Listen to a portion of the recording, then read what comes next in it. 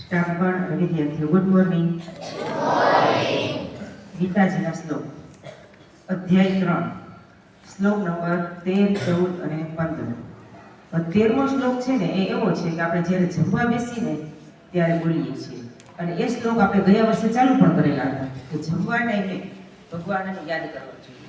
કે અન્ન ખાઈએ છીએ તો એનું લાલ લેવું કોણ કરે છે? એ અંદર આવી જશે. આપણું કામ કરો.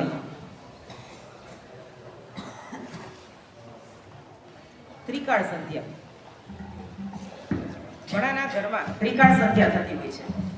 તો એ શું છે? ત્રિકાળ એટલે કે 3 કાળ, સવાર, બપોર અને સાંજ. 3 વખત આપણે ભગવાનને યાદ કરવા જોઈએ અને સાંજે ભગવાનનો આભાર માનવો જોઈએ કે આવડી સૃષ્ટિમાં આટલા રોગો છે, આટલા દુઃખી લોકો છે, એમાંથી અમારી આજે નિર્વિઘ્ને સાંજ થઈ ગઈ.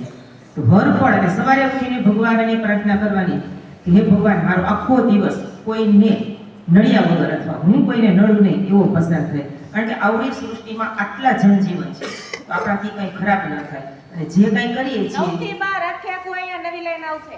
2 લાઈન ઉપર હાલો.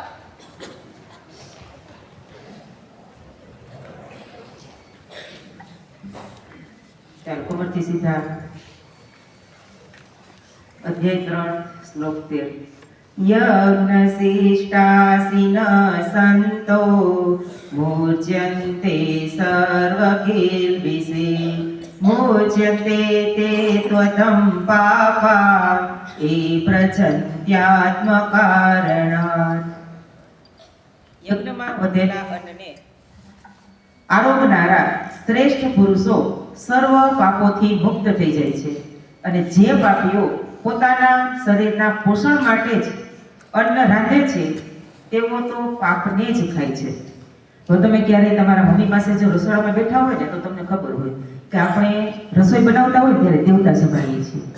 તો એ દેવતા જમાડવા એટલે શું છે?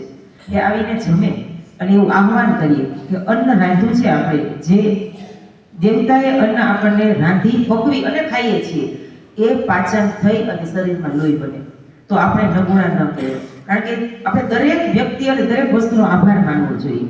એટલે આપણે અન્નદેવને જમાડીએ છીએ. જો એ ન જમાડો તો તમે પાપ કરો છો એવું કહે છે. અન્નદ્વંતી ભૂતાની પર્જન્યાદન્ન સંભવ યજ્ઞદ્વતી પર્જન્યો યજ્ઞમ કર્મ સમૃદ્ધવા કર્મ બ્રહ્મોદ્વમ વિદ્વી બ્રહ્મ સરક્ષમુદ્રવમ તસ્માત સર્વગતમ બ્રહ્મ નિત્યમ યજ્ઞ પ્રતિષ્ઠિતમ. સઘળા પ્રાણીઓ અન્નથી ઉત્પન્ન થાય છે. અન્નની ઉત્પત્તિ વરસાદથી થાય છે, વરસાદ યજ્ઞથી થાય છે, અને યજ્ઞ વિવિધ કર્મોથી ઉત્પન્ન થનારો છે. કર્મ સમુદાયને તું વેદથી ઉદ્ભવેલો અને વેદને અવિનાશી પરમાત્માથી ઉદ્ભવેલો જાણ. આથી સિદ્ધ થાય છે કે સર્વવ્યાપી પરમ અક્ષર પરમાત્મા સદાય યજ્ઞમાં પ્રતિષ્ઠિત છે. જેથી કરીને આપણે અવારનવાર ગામમાં કે ક્યાંય પણ સાંભળેલું હોય છે કે તે યજ્ઞ છે.